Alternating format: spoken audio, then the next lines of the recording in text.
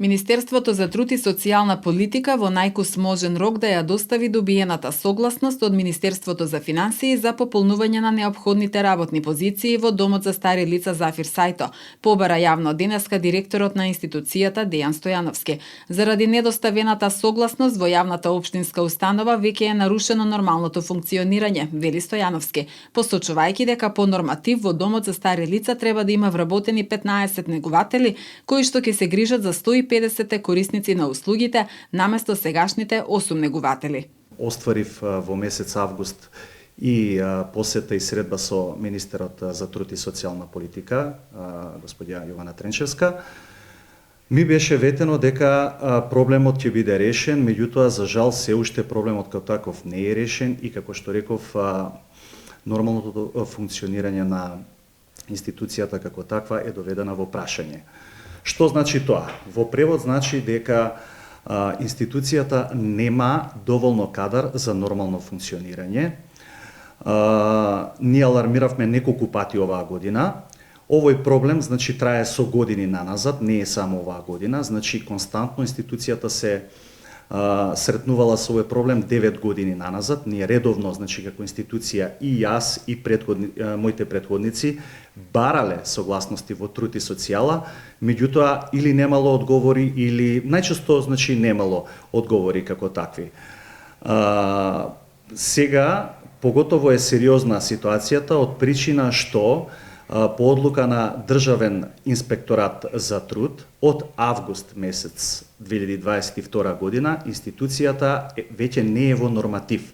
Значи не ги исполнува основните нормативи за еден ваков тип на институција. Ние побаравме значи најразличен вид на персонал, вкупно 15 луѓе, она што ни го треба и тоа воглавном се луѓе помошно-технички персонал кои што директно работи со корисниците, меѓутоа како што реков ние немаме никаков одговор од самото министерство. Меѓутоа последниве денови успеав да направам контакт со Министерство за финансии.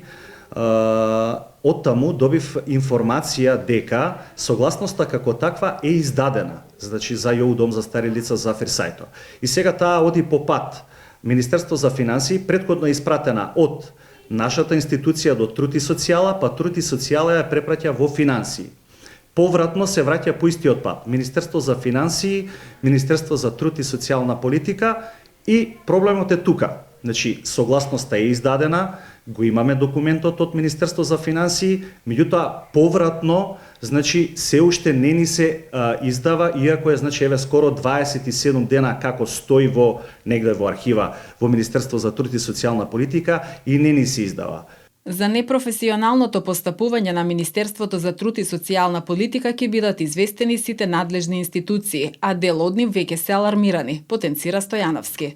Една единствена согласност во 9 години не е никакво решение за нормално функционирање на институцијата. Значи, ние треба да добиваме редовни согласности година за година, онака како што едноставно се случуваат работите непредвидено, животот е таков. Ние веќе презедовме некои чекори, затоа што гледаме дека едноставно тенденциозно се одложува со оваа наша согласност, која што евидентно е дека издадена и го имаме тој документ од Министерство за финансии, се пожаливме до Државен управен инспекторат, се надеваме дека они ќе постапат согласно своите надлежности и до Инспекцијскиот совет на РСМ.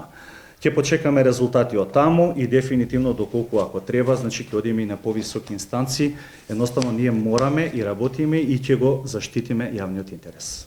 Доколку што поскоро установата не ја добија потребната согласност од ресорното министерство, надлежните од Домот за стари лица најавуваат можност стопирање на нови приеми, па дури и раскинување на договори со дел од корисниците кои што веќе престојуваат во Зафир Сајто. Домот за стари лица во Куманово е еден од најстарите во Македонија, во кој што се згрижени стари лица од целата држава.